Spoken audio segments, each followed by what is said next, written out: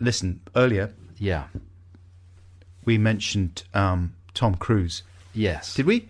You did. I did before You we said, is it okay if I ask you about Tom Cruise? Yeah. And I said I only met him once. Yeah, but listen, last time we were on air, right, Yeah. was 2011 Yeah. on Six Music. Yes. Since then, actually, no, at that point you had already worked with Steven Spielberg and you'd met Tom Cruise, right? Yes. I think so. Yeah. Yeah. On, what's it called? Tintin. Yeah. And I never really asked you about those things in those days because I was too jealous. Right. I probably didn't want you to either. Probably you didn't, right? Yeah. Why not? Wow, that was searing. Yeah. You tilted your head like an interviewer. Yeah. Because, on the radio? Yeah. Just because it was like work. Right. And you didn't want to say the wrong thing and upset someone. No, not that at all. It just didn't feel like I wanted to talk about it. You know, I was foraging away. Yeah. And sometimes it's good to forage in private, isn't it? Sometimes. Obviously not for anymore. Buckles. Not for Buckles, not for the new Frost Nixon Buckles Exactly. podcast. Things have changed. There's a different dynamic. Okay. Yeah. Yes. You're on the spot. I really am on Cornish. the spot. Wow. I want to know. I mean, I don't know how much now you're going to what edit. Tom Cruise smells like. He came into a meeting with me and Steven Spielberg and Peter Jackson and Simon Pegg and Nick Frost very early in the Tintin process when they were testing, working out a lot of the motion capture stuff. And he burst into the room, and he obviously knew Simon, and I think he obviously knew everybody else in the room apart from me. And it was as if Tom Cruise had burst into the room.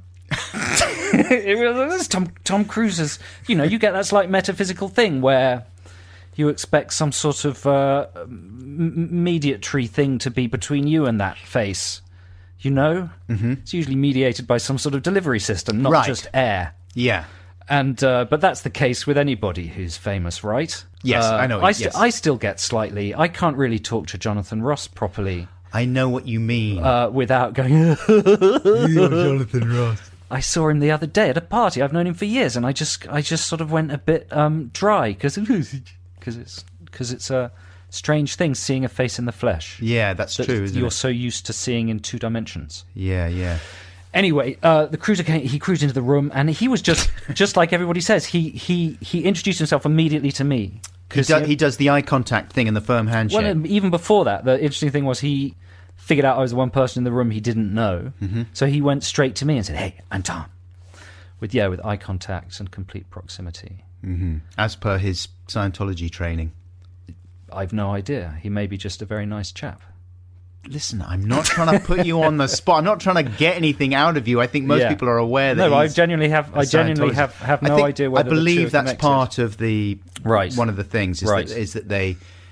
You do the double handshake. You take someone's hand firmly. You look right into their eye, and you make a connection with them that way, and make them feel like you're the most important thing in their universe at that point. It's probably not exclusive to Scientology. No, I'm sure there are lots of... That's basic. That's basic. Yeah, basic good politeness. To me, it just came across in the room at that moment. But it's more than politeness, though. It's a power play, isn't it?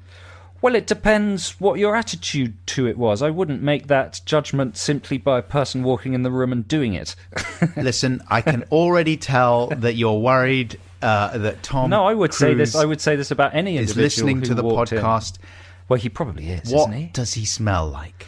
I don't remember any smell. The one celebrity smell I really remember, is Robbie Williams, who smelt of the most incredible aftershave. I think we've talked about this before. That was smelt like incense. Lovely smell. Yeah, like wow, that's probably made from crushed baby tears. And, do you know what I mean? It was probably just the toenails, sandalwood, of blue people from Avatar. Yeah. But no particular aroma from Mr. Cruise. And what was your interaction? Tell me all. There was another conversation going on, to be honest, about the script. And that was pretty much it. Come on, mate. You're trying That's to get not going to cut any ice on a Parky. particular story out of me, aren't you? The Doodle Story. I can't believe you're trying to get the Doodle Story out of me. Are you not happy relating the Doodle Story? It's just a very good story.